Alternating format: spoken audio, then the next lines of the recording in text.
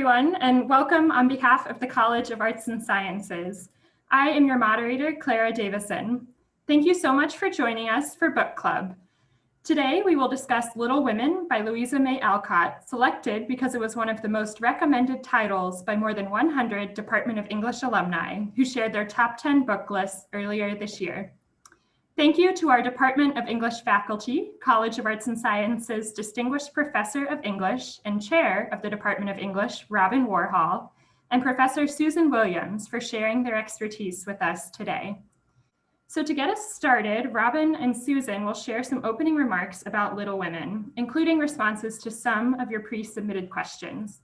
So after their remarks, we will open up the conversation. All right, Susan, take it away.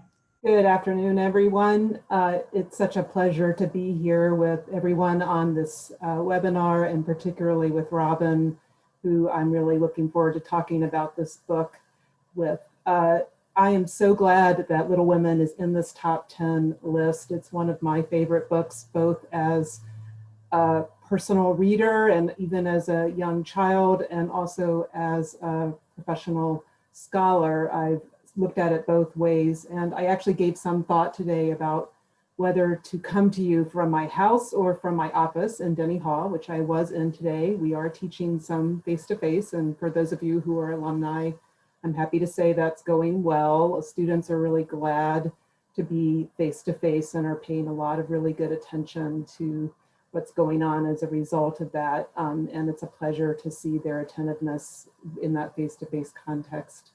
But I wanted to come home because I think for so many people, Little Women is a comforting book. It's a book that has a lot of memories, and that is for some people, a book they return to again and again.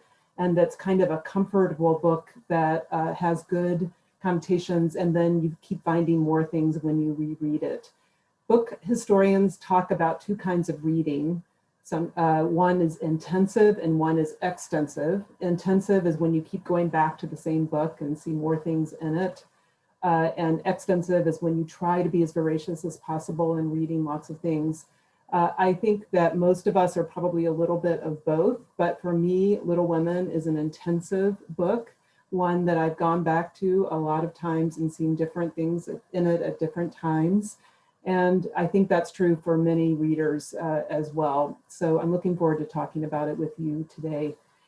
I wanted just to start us off by talking about my own experience with the book kind of in three stages, what it meant to me when I first read it, and then how I thought about it at different points since then in terms of my scholarly life. Little Women is a book that I really remember reading when I was about 12, one summer for a summer reading project. And I specifically remember finishing the second volume, sitting on a swing in a summer house, summer kind of lake house, and just needing to finish the book and also being distraught that Beth died. And that was what I remembered mostly about the book, is that Beth died. And in volume 1, she had lived and survived scarlet fever. And the fact that she then died in volume 2 was something that was very sad to me and really did make me emotionally sad. I think I might have even cried a bit. And that question of whether Little Women is sentimental and emotional and a kind of memento of childhood, all of those feelings are part of its longevity. And beside that is the fact that it's quite realistic in many ways, and many readers have seen themselves in different characters in the book. So I think when I read it and I was 12 and I was really thinking about Beth, it was probably because she played the piano and I played the piano. We were about the same age. I didn't have sisters, but I liked the idea of having sisters. And so I was really sad when Beth died. And honestly, I think when I started rereading the book, I kind of hoped it would have a different ending with her. And I think that's an experience that a lot of readers have had with Little Women, hoping that it might end a little bit differently. And in particular, probably with Jo's marriage to Professor Bear, which we'll get to. But that idea of continually rereading is something that I think is really, really great about this book. The second time that I read it with real care was in graduate school. And I read it in the context of a 19th century American literature class, and I read it in a very different way because I was looking at it for the kind of cultural effect it had had, and also its discussion about women's writing. And interestingly, at that time, I started paying a lot more attention to Marmie, who got called up as somebody that some of you were interested in. And this is my Madame Alexander doll of Marmie that I got in my first part of reading when I was about 12. But I started thinking about her more in graduate school. So I wanted to show you my Madame Alexander Marmie doll. There's a whole set of these. They started in the 1930s. I think they're still made. This one I think I got for Christmas one year. But here's my Marmie doll. And the reason when I read it in graduate school that I thought a lot about Marmie and motherhood generally is that there was a lot of study going on at the time in the 1980s and 1990s about how mothers in the 19th century especially had a lot of cultural power and trying to reclaim motherhood as being something that was sort of socially important, and therefore seeing that Marmie as a figure and the fact that she was so prominent in the book in leading her young women to be good wives eventually and good citizens was really important. And by the way, one question was, why is Marmie called by her first name? And Marmie is just the word for mother, like mommy. And as far as I know, she doesn't really have a first name other than Mommy or Marmie. And Robyn, you might want to later, you can talk to us about a New England accent, about why Marmie sounds like M-A-R-M-E-E with a New England accent. But in any case, Marmie really is mommy and mother. Thinking about Marmie when you read the book and what motherhood does really puts the emphasis on the growing up part of those sisters. And so I also, reading it in graduate school, thought about Meg as the oldest daughter who gets married and deals with being a mother and struggling to kind of maintain her independence and sanity at the same time that she's got kids. She's the first one to do that.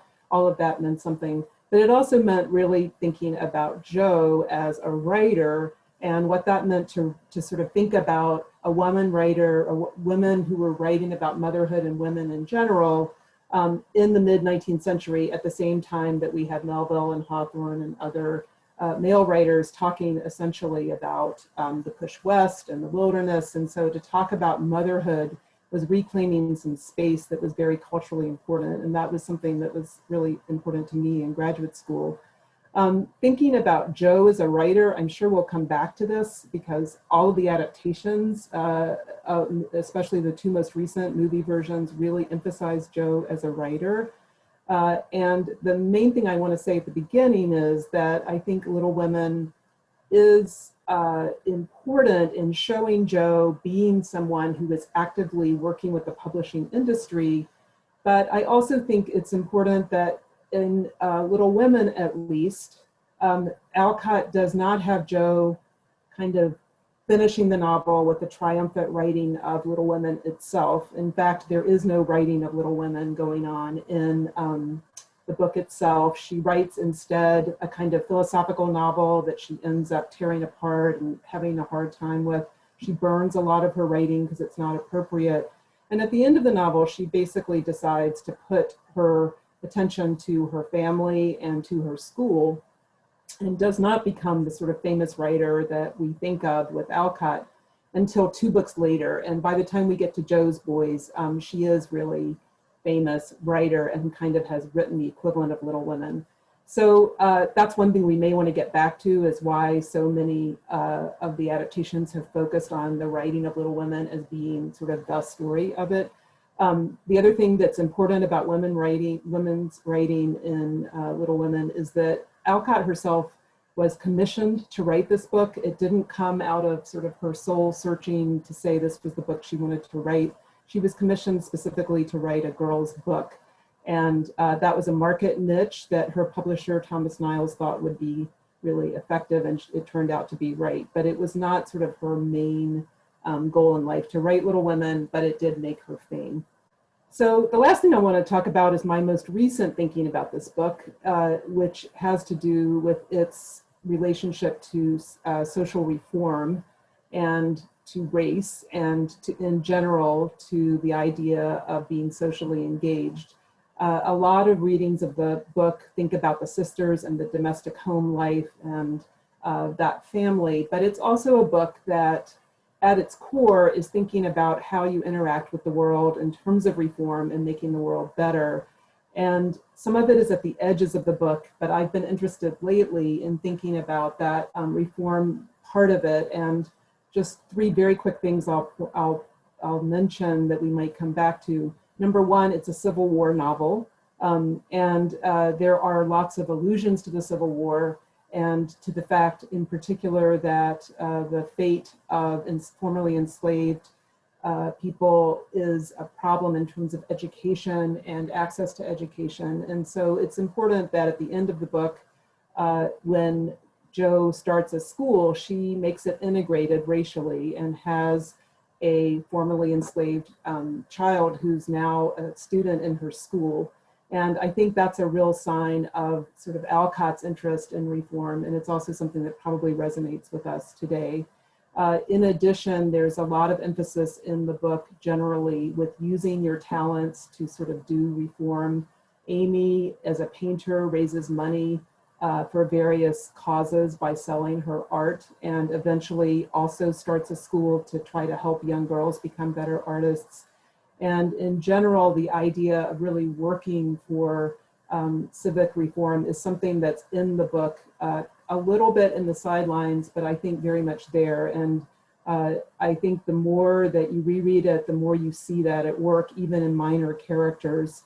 Aunt March, who is one of my also favorite characters now, is one example of a very philanthropic widow who actually starts the school that Jo eventually takes over by giving the house to have it in to Jo.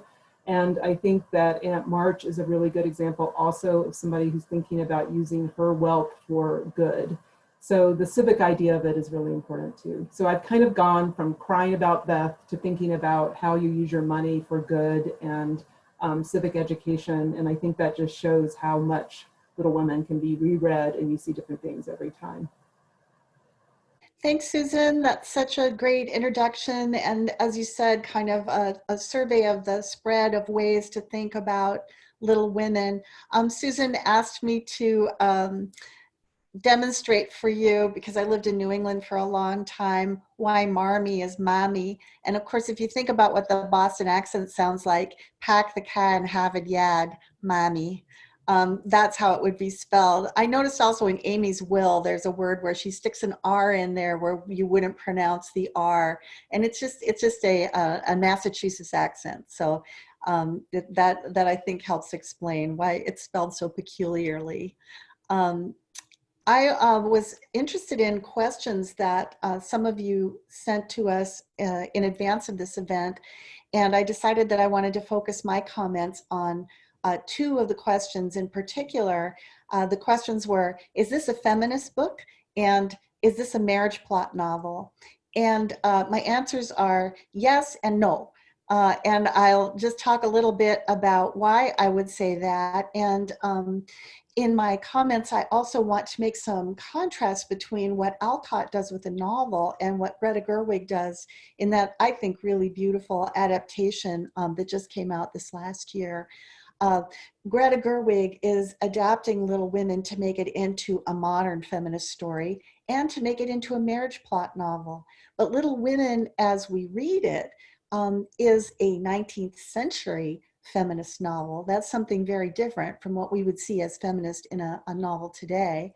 And it's not really a marriage plot novel, even though the tradition of the marriage plot kind of distorts what Alcott has to do with this novel at the end. And I want to just talk a little bit about that first.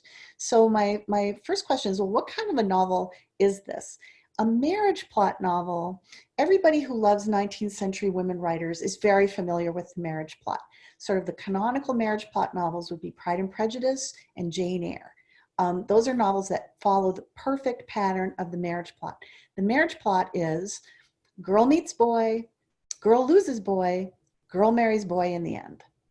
And that will be the trajectory of the main plot of the novel. So what happens in the middle between the meeting of the hero and the heroine and their marriage at the end are complications, misunderstandings, arguments or disputes, family conflicts, things that keep the couple apart. And usually what it boils down to is some kind of profound fundamental misunderstanding, as with Elizabeth and Darcy in Pride and Prejudice, that they can't overcome until some climactic action happens. In Pride and Prejudice, it's Lydia's elopement and Mr. Darcy's intervention. In Jane Eyre, of course, it's the burning down of Thornfield by Rochester's mad wife. Something like that has to happen to then break down the conflict and the barriers to getting the couple together. Now, what Gerwig does with Jo's story in the movie is to turn it into a marriage plot, because what Gerwig does is have Jo fairly early in the movie meet Professor Bayer, and then they get into conflict with each other, right? He makes her mad and hurts her feelings by telling her, you're so much better than all this sensational fiction you've been writing. You know, that's crap. You're a better person than that. You should be writing a whole different kind of fiction. And that it makes her angry. It causes a rift between them. When she goes home then from New York, she writes Little Women, which is of course exactly what he'd been encouraging her to write. And then in the end, he shows up again. They can reconcile because now, you know, she's lived up to his expectations for her, and she's forgiven him, and they can, we assume, get married in the end. Now, they don't actually, Gerwig doesn't give us a wedding scene, but we see this household, which is the school, and he's there and she's there. And honestly, when I saw the movie in the theater, I wasn't positive that they were married. But I talked to several other people who'd watched it and said, yeah, of course they are, of course they are. So that's making Little Women into a marriage plot. And then the other sort of subplots, the other girls' stories become kind of subservient to that larger arc of Jo's getting coupled up. Now, in the movie, of course, Jo, as an author, is struggling with a publisher who's telling her, nobody's going to want to buy this book unless you marry these characters off. They have to have happy endings, which only can mean they have to be happy wives. Good Wives, I guess, is the name of that second volume of Little Women. It becomes part of the story of Gerwig's Little Women, that Jo has to compromise her own inspiration and writing realistic tale of these four women's lives, Little Women's lives, by making sure each of them gets married off so that it will satisfy the customers. And the marriage plot, it's so powerful if you think about it. In fact, it's very rare for a novel from the 18th or 19th century from France or from England to end in any way other than for the heroine either to get married or to die. Those are the only ways that they could end. And there are very few weird exceptions. Charlotte Bronte's Villette in the middle of the 19th century.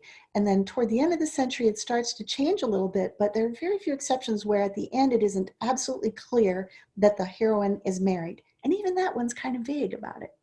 So, you know, there's this, this dominant ideology, right, that says that for a book to be enjoyable, the heroine must marry at the end, otherwise she has to die, and that's tragic.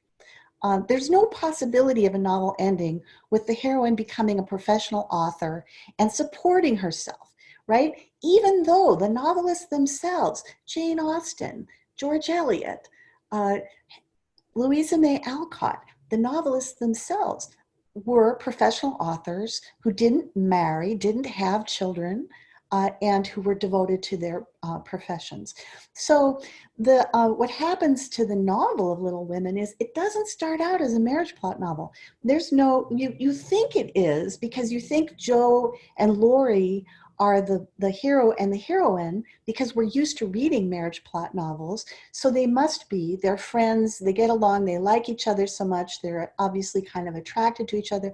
Then they have a break, right, when Laurie proposes to Jo and she has to turn him down. And readers have expected that, of course, Jo and Laurie will get together in the end. And there's all this disappointment when that isn't what happens. But it's because it's not a marriage plot novel. So no, Jo isn't supposed to marry Laurie. Her story doesn't follow that arc. It follows the arc of first becoming a professional writer and then marrying Professor Bear, which is always very dissatisfying to the marriage plot fan reading the novel, because he's old, he's dumpy, he's not attractive, he's not Mr. Darcy, he's not even Mr. Rochester. There's nothing romantic about him. And it seems to be such a kind of, I don't know, like a sellout on Alcott's part to give her wonderful heroine to this guy who is not our idea of the romantic hero. But it's true that publishers pressed Alcott not to let Jo be a spinster, but rather to be a married woman at the end. And the fact that Jo at least has a school that she's running and that she will continue to write means that she is that exceptional married woman who will have some kind of autonomy to have a public influence. And this is what's important about what Susan was saying about civic reform, is what could a woman do in the middle of the 19th century in America if she wanted to have an influence on politics, on society, if she wanted to change the world. There were very few opportunities open to her. She obviously couldn't run for office. She couldn't be a minister unless she happened to be in a splinter Methodist group where she could actually preach from a pulpit. She couldn't be a businesswoman or a physician or any other kind of public figure who might be in a position to be making social change. She only really had two options to her if she wanted to make a difference in society. She could be a teacher or she could be a writer, and that was it. So Jo gets to be both. And that's why I say it's a feminist novel from a 19th century perspective, because given the possibilities for a middle-class woman's life, Alcott gives Jo as much possibility for having an influence and changing the world as a woman is allowed to have.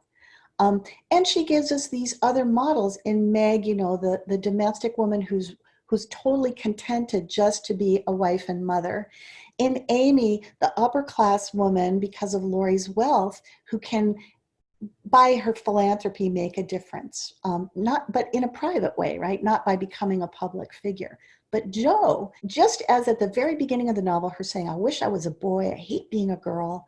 At the very end, her being a woman with a professional mission of education and also of writing, that's as feminist as it can get in the 1860s in America. That's why I say I don't think it's a marriage plot novel, although the marriage plot has a lot to do, I mean, the influence of the marriage plot has a lot to do with why it ends the way that it does.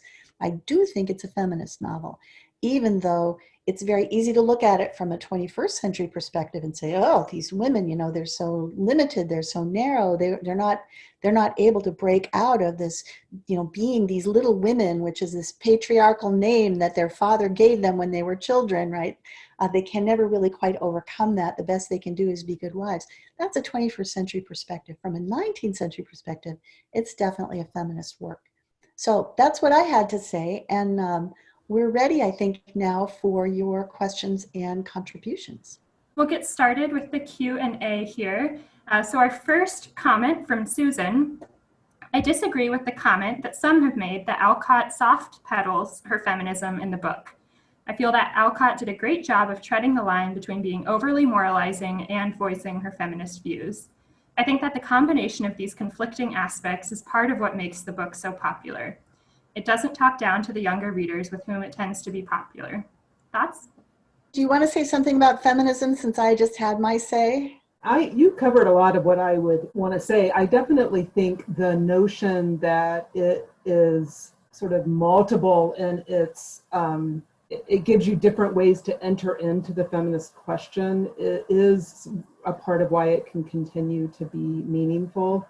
And I think that I definitely agree with that sort of notion. And I think it's interesting that 30 years ago or so, when I first started reading a lot of scholarship by feminists on Alcott in particular, it was angry at the fact that Jo is squelched by her marriage, really, and not able to write as much, that it was this sense of kind of lost opportunity, as opposed to what Robyn was just saying about where you get to be a writer, be married, and have a school as a way to kind of have these multiple ways of entering into feminism.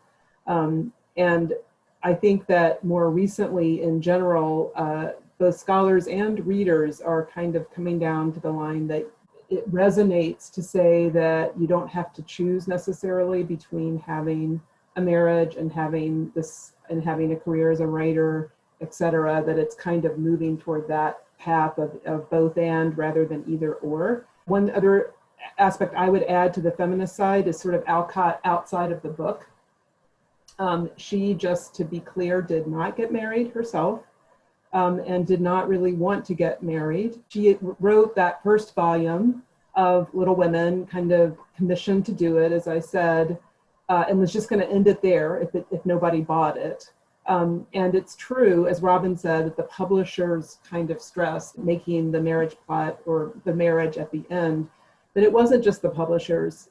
There was a lot of fan mail that said, please, please, please have Jo marry Laurie or have Jo get married. And for many letters, for about 3 months between when Alcott finished volume 1 and she wrote volume 2, she said things like, I will not have Jo get married to please anyone.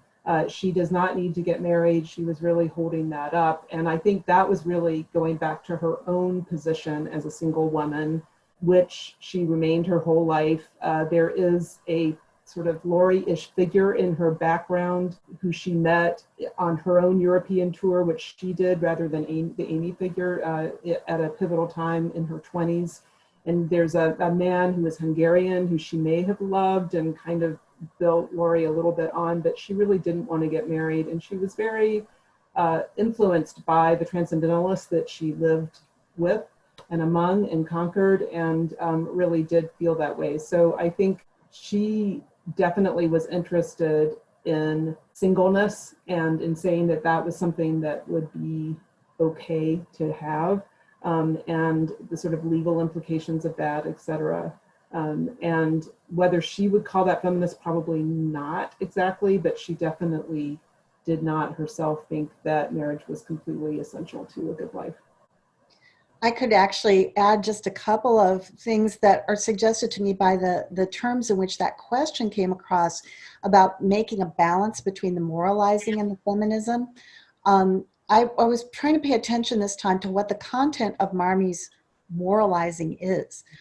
And I think that a lot of the values that she's espousing are the values of contemporary feminism. For instance, she's constantly counseling the girls, don't think so much about yourself, think about the larger group.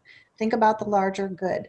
I had to sacrifice my darling husband because this war matters, and what matters for the greater good is what we need to prioritize for ourselves. That anti-individualism, that's actually a very contemporary feminist view.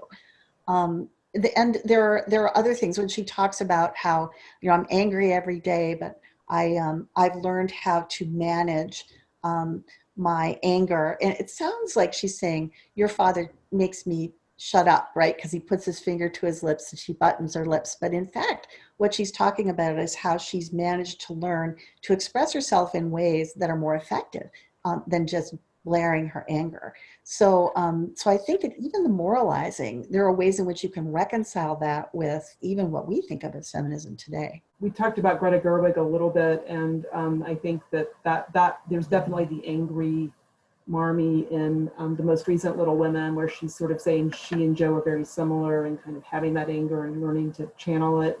But I think really the 1994 Gillian Armstrong version, which had Susan Sarandon playing Marmie, also was very interested in that version of contemporary feminism that you just talked about, Robyn, where it was really giving her a lead role in as much as Jo, and trying to make that moralizing socially productive, I guess is the way to put it. And that gets with that whole sort of strength of the domestic sphere and then beyond it also. I just want to put in here in terms of Alcott's background and the feminist and the marriage plot. One of Alcott's top favorite books was The Scarlet Letter, which is one of my favorite books too. So Hawthorne's 1850 novel, and he was a neighbor of the Alcott, so she knew him. But what she liked about The Scarlet Letter and wrote about is that Hester Prynne was such an independent kind of woman who actually is married, but then has an affair and then doesn't really end up with either man except eventually in death, but she doesn't die immediately. So she kind of lives as a single woman. So I think that says something also about where Alcott was. Next question from Shauna. When I was at Ohio State, class of 1974, Little Women was not considered worthy of scholarly comment. I have been astonished to see many professors today teaching and writing about Little Women. What do you think has changed? Also, my mom had all the Little Women Madame Alexander dolls. There are a lot of those Little Women Alexander dolls. Do you want to start with that, Robyn? Actually, Susan, I'd like you to lead because I know this is part of your story as a scholar. If you want to talk about what happened to you in graduate school. It is true that for a long time, Little Women wasn't thought as, actually American literature generally, and then eventually, especially works like Gone with the Wind and Little Women were not something that you studied. And actually in lists today of what's most commonly taught, it's still not as high as you might think. And there's some very principled reasons that some educators, particularly in high schools, give about that, which is essentially they don't want to ruin the book by teaching it. They want people to have their private experience. But in terms of the kind of getting from the 1970s to now, my story about that is, as I said, that I studied it in graduate school. And what I didn't mention is that the person I studied it with is named Richard Broadhead, very distinguished American literature scholar, and became the president of Duke University, who was teaching it really for the first time when I studied it with him. And he acknowledged that he was reading it on a plane once and basically hid the cover because it was embarrassing for him, or people didn't quite know what to make of the fact that he, this Yale professor, was reading Little Women even in a plane. And the reason it changed for him was because he got interested in how literature is important stylistically and formally in terms of the complexity of language and all the things we value, but also how literature, it can be a form of social action and a cultural work. And that was a big turn in American studies in the 1990s to kind of go from its more symbolic notions of what the country was to saying that literature had real life effects. And so something like Uncle Tom's Cabin, which also was not always studied. I don't know whether it was studied in the 1970s in our department or not. But once you start thinking about Uncle Tom's Cabin as, the book that started the war, the little woman that started the big war, as Lincoln is said to have said about Stowe, it became culturally important. And so that's partly what's changed, is that notion that you would look at some of these works as being culturally important, if not literarily important. But I think now they kind of have come together again because there's a lot of study of how the specific plotting and language and use of realistic techniques comes into women's writing that is looking at it much more in literary terms that were in use in the 70s also. But the real turn came from thinking about culture, I think, largely. And one other little tidbit is that I've learned that Theodore Roosevelt loved Little Women and remembered reading it as a child. And so this hot notion that sort of real people, manly men, et cetera, didn't read Little Women is kind of a modern notion. I think in the 19th century, men and women loved it, wrote about it. And we're just kind of, we go through cycles that way. I was writing about Uncle Tom's Cabin in my dissertation at Stanford in 1980, and one of my advisors at the time was introducing me as a national expert on Uncle Tom's Cabin because there were no scholars who were specializing in Stowe at that time. It was, I mean, it was That's right. kind of shocking when you think about it now. We But even started the recovery of women, and now there's yeah, and I'd add something too to what Susan just said, which I totally agree with about how this shift happened from is it literarily important or is it culturally important? But also just the definition of why we study literature has changed a lot since the 1970s. You know, in the 1970s, everybody knew what a great novel was. It had to be complex, it had to be ambiguous, it had to be metaphorically rich, and it should be about universal subject matter, right? And Scarlet Letter is about universal subject matter. Little Women's not about universal subject matter, according to that definition. But part of the feminist challenge to the literary canon was to say, well, why? Why is complex writing better? Really, why is that better than writing that is, for example, sentimental, which is the way I would describe the writing of Little Women? Why is sentimental a bad word? And, you know, there's no reason except that men wrote in a complex, literarily significant way about men's subjects, and women wrote in a sentimental way about domestic subjects. And that was the only reason one was valued more highly than the other. So that over the decades, we've managed to come to appreciate that the way that sentimental texts, the texts written by women, that marriage plot novels, the ways that they work, which are different from, but not worse than, the ways that a novel by someone like Hawthorne or Melville works. And that's what is exciting to me about that shift in the canon. Yeah, one of my answers I always give to why we should have tenure in universities, the story that we just told, because I think women coming into the academy and then getting tenure and able to really do the research to help flesh out everything about Stowe and Alcott and all of those authors really opened up the possibilities for students now to get a much wider array of texts to study than in the 70s. And when you have tenure, it allows you to kind of use your peers to say this is important and to start changing it from sort of within your field. You were held up as an expert on Stowe when you were writing about it, Robyn, and I was held up as an expert on Susan Warner, who's another very popular writer from the 1850s, because I published an article on her in graduate school and put her on my exams, my oral exams, and I was told at the time by the people on the exam this would surely be the only time ever that we talked about Susan Warner during a PhD exam at Yale, but that I was the one who could do it. It did take some work of women kind of proving that this is interesting and important. And actually, I've come to say that yes, sentimental can be good culturally, but it also can be very effective. I'm the one who cried when Beth died. But I also think Alcott I think her writing is complex.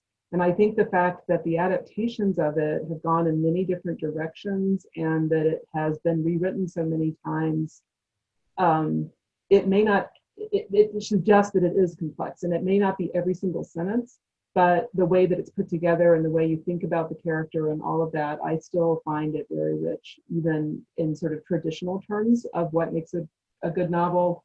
But I also agree with what Robyn said, that we've really decided, like, we want to talk about books that people love to read and are culturally significant, in addition to those that are linguistically complex, like James Joyce, who I also love, but it's a different thing. Oh, let me just say to our book club members, if you love Little Women and you've never read The Wide, Wide World by Warner, that I definitely recommend. It's long, and it's not as complex in the ways that we've been talking about as Little Women, perhaps, but it's really fun to read. So I recommend that one too. Actually, Jo reads it, I think. And if I'm remembering correctly, in Little Women, at one point she's reading it, or it's reading Warner. Yeah. Yeah. That's the one that I had on my exam that I still love too. Yeah. Our next question from Karen. With regard to the book's relationship to social/civic reform, would you speak to its social consciousness? The lessons that Marmie imparts to the girls, both explicitly and by the smaller acts that aid others, Marmie's efforts to aid the Hummels, etc. Marmie, definitely, we haven't talked about the Hummels specifically yet, but the book and most of the movies do start often with that Christmas scene of helping an immigrant family that needs food, that is also needs help later, which is how Beth gets scarlet fever, where they need medical care. There is this kind of consciousness among the role of the mother to be somebody who looks after the community. And Robyn, you did say that, and I think I really agree with that the morality, the moralization is about community building, really, and seeing that makes your life richer to do it.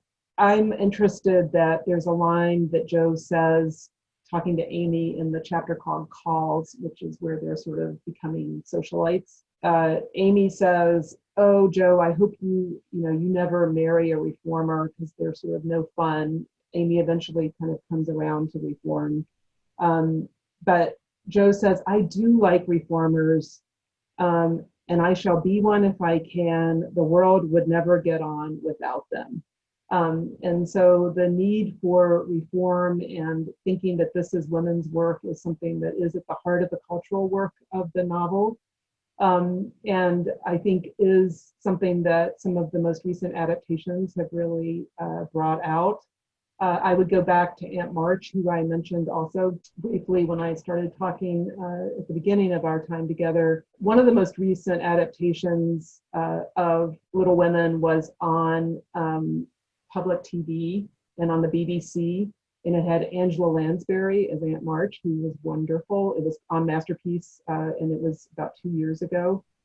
And there's a wonderful scene in rewriting of Little Women in that adaptation where Angela Lansbury, playing Aunt March, sort of storms into the March's house as Marmie has been called to Washington to take care of her husband, who has been at the war and is fading and has had this illness. Angela Lansbury, it's not in the novel. In the novel, Aunt March gives some money, but Jo actually gets the money instead by cutting off her hair to get the train, to pay for the train to go to Washington for Marmie.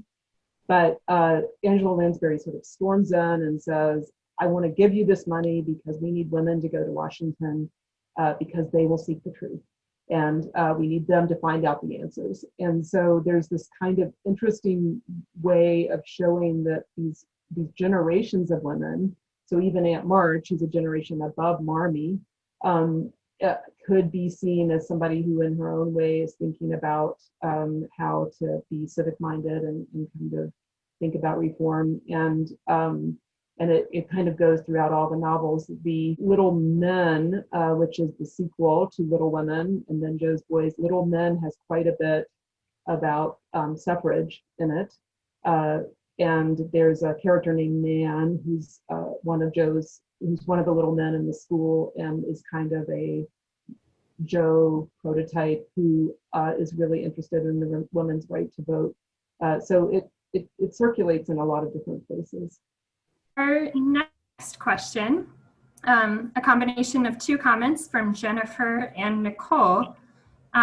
Good to see you again, Professor Warhol. I was wondering if you think Jo might have turned into a transgender or gender fluid character if Little Women had been written today.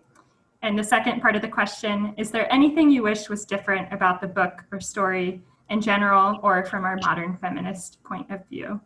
You know, just reading the very first few pages about Jo's, the way she regards her boots in a gentlemanly manner, and not just what she says, but everything about the way she moves, the way she speaks, the slang she uses. You know, she's as close to genderqueer as a character could be in the 1860s. I totally share that. You ask, is there something that could be different and make it better? I share that feeling that Susan has. I wonder if everybody who loves literature does this, or you read a book that you love and you know perfectly well how it's going to end, but as you're reading it, you just think, maybe this time it'll come out differently. I found myself this time wishing that Jo could just be queer, you know, because there's so many ways in which Alcott is really embracing and celebrating that kind of gender nonconformism that Jo represents. And so that was one of the things I was wishing could be different as I got to the end of this. You know, I think I've read it enough times, and also I felt like the Gerwig movie helped me reconcile myself to the idea that Jo and Laurie are not a romantic match. That Amy is the right girl for Laurie, so that if when I was little, I was hoping, for a romantic reconciliation of Jo and Laurie at the end. I don't wish for that anymore. I think I really just do wish that that Jo could have been free to be Alcott. But what I always tell my students, and I don't know if it's Jennifer or Nicole who's had me in class, but I always tell my students that weirdly, there are many more things that can happen to women in the real world in the 19th century than there are that could happen in fiction. You'd think that fiction would only be limited by authors' imaginations and that anything could happen to a character who isn't a real person, right? But that's not the case. And the conventions of literature are so strong, and they're so self-perpetuating that they're just things that just aren't possible, literally aren't possible to have happen in a 19th century novel. So for Jo to be that explicitly transgender or genderqueer person, it couldn't really happen. But I feel like Alcott got just as close as she possibly could. And I think the Laurie and Jo, why they maybe shouldn't get married, but why they also were such good friends. Yeah. Laurie also, is sometimes called the fifth sister.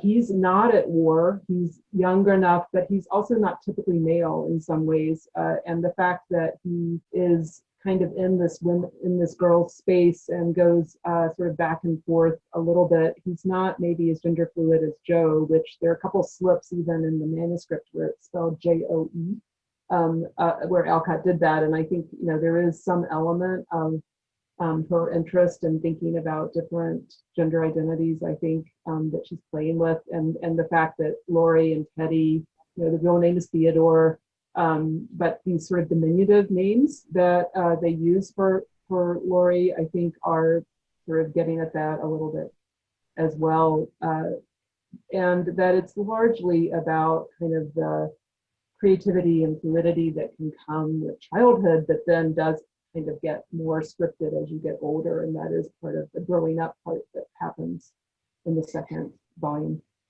That's a great point, Susan. And it reminds me of something I noticed in Showalter's introduction to the Penguin edition. There's this beautiful hardcover edition in the Penguin Classics now that has a classic introduction by Elaine Showalter. She talks about that the text that they use in the Penguin is Alcott's original text, but that there was a revised version that was circulating for a while, I guess at the end of the 19th century, with changes that I don't think Alcott signed off on, changes to the language, where to make it a little more refined, they took out some of Jo's slang.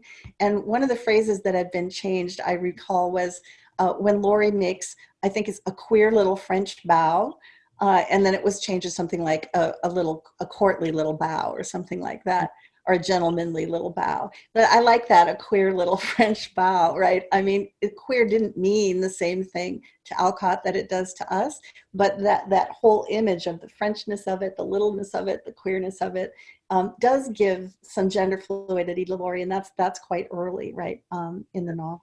And another word that appears in the novel and in other places in Alcott, especially in her sensational writing, which she did do under a pseudonym, is freak. Just the word freak. She's kind of interested in what is freakish, which is typically somebody who's just whatever the main script is not there. And I think she was sort of thinking through some of that fluidity with the terms that she had available to her, one of which could be freak.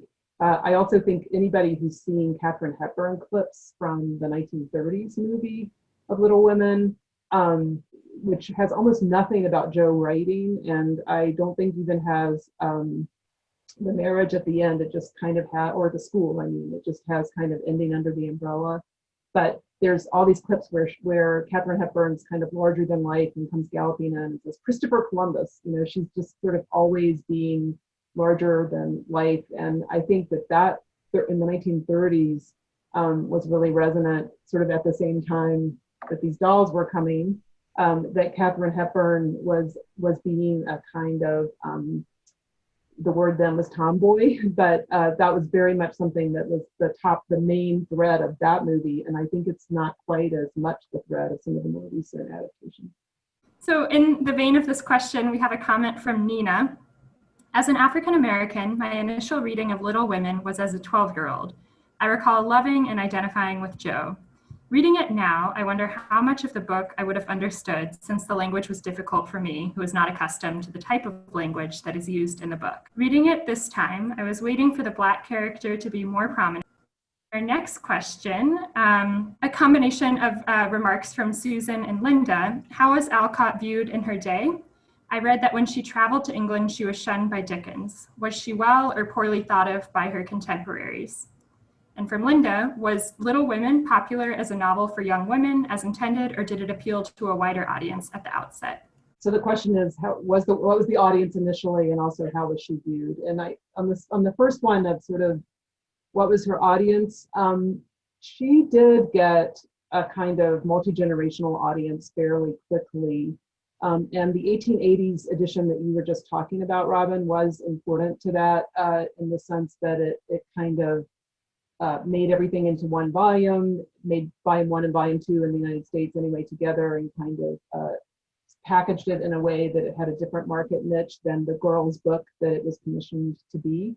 You do read in 19th century diaries, and if you look at records of public libraries and who checked out books about men and women checking out Little Women, and about adults, including later Teddy Roosevelt, as I said, sort of realizing that it was an important book to them.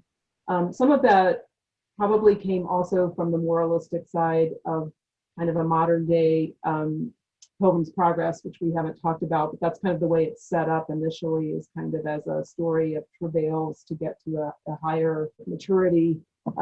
So it always has had a pretty wide audience. It's also had an international audience always. It was almost immediately published in England at the same time as the United States. Copyright law at the time meant that you had to physically go to be in England to get an international copyright, which Alcott didn't do. So it meant that she couldn't own the copyright in England, but it was very popular and was published for a long time, still in 2 very separate volumes. Good Wives, we mentioned, was the name of the second one. But it got translated very early, even in the turn of the century, 20th century, into multiple European languages, and has been seen as something that was very much a kind of transnational text as well, despite the fact that it has these American settings in terms of the Civil War, et cetera. In terms of how Alcott was viewed, I think that the most sort of highbrow writers in the 19th century, many of whom at their core were friends of Louisa May Alcott, primarily through her father, Bronson, who was a transcendentalist. And I mentioned the Alcotts lived literally next door to the Hawthornes at a certain point. She knew Henry David Thoreau, she knew the Emersons, and they all of those writers kind of supported her writing, but what they really liked was not Little Women. They liked some of her other writing, in particular a book called Moods, which is alluded to in Little Women as the book that Jo wrote that the publisher thought was too big and she had to kind of tear it apart and try to make it palatable. But it's essentially about Emerson and Thoreau and their views of the world and sort of the views of nature, and a lot more philosophical. She also wrote a sort of critique of transcendentalism called Transcendental Wild Oats that was very popular, partly because some people liked to critique the transcendentalists. So she was seen as a very literary writer, and she had a publisher for Moods who was a kind of highbrow publisher. She did other kinds of writing. Her sensational writing she did under a pseudonym, and people did not know until the 1950s that her more sensational stories under the name A.N. Barnard were Louisa May Alcott. So she was sort of not known for that, even though they have become somewhat popular now. And in terms of Little Women, I think that it was respected that she wrote that, and she was seen as a great author because she had such an influence on all of these children and then their parents and sort of seen that. But I don't think she was respected literarily as much for Little Women as she was for some of her earlier writing, at least in the 19th century. Some of you may remember there's a card game called Authors, and it started in the 19th century where you have a card game that has famous authors, and there's one for American literature. And Alcott was on that card game beside Hawthorne and Emerson and Thoreau and Poe as early as the 1880s. So she's been very respected as a key author for a long time. I'm so glad you mentioned the card game, because I was going to say that too, that I remember being struck even as a child that there was a woman in that deck of cards, that it was Alcott. Yeah, she's the only one, I think. Not the only woman, yeah. I don't think there are any women in the British version. And I just wanted to quickly say, as a Victorianist, I didn't know that anecdote about Dickens shunning her. But it breaks my heart to hear it, because Alcott obviously loved Dickens, right? With the Pickwick Club in Little Women, and she refers to Dickens' characters. I think Amy's teacher is compared to this really bad teacher in Dombey and Son. It's like Dickens is the water she swims in. So that makes me sad to hear. I think that there was a sort of transatlantic competition in that somewhere too, that may be in addition to gender. Would you like to share a closing thought about why Little Women endures? I don't have a closing thought about why it endures. And Clara, you told us to think about that, but I don't know, because it's a great book, because it moves us, right? I think it will last a long, long time because it moves us. Amen to that. My 12-year-old self still felt moved and still does a lot of times when I read it. But I think also the fact that it is about sisters and a family relationship that people can kind of enter into across time and across differences of culture and nation, because some of the everyday struggles that the family goes through about sisters who aren't getting along, and then those who are going to support each other in difficult times, that there's this kind of openness to it that makes it not seem so set in a particular time. So even though it is a Civil War novel, the fact that the relationships people see themselves in it, they can identify at various times with being Jo, or with being Marmie, or with being Aunt March. And I think that there's different characters, different ages. And as you are different ages, you can identify with different characters. And I really did appreciate the comment from the book club member who mentioned that as an African-American, she found things to identify with in this novel, which wouldn't be obvious, right? But I think that's a great example of what Susan is talking about. Thank you both so much for sharing your expertise and your time with all of us today. Thank you all for joining us for Book Club. Please join us next month. We'll be discussing Song of Solomon by Toni Morrison on October 7th. You'll receive a recording of this event here in a week or so with some additional resources as well. Thank you all on behalf of the College of Arts and Sciences, and have a great afternoon.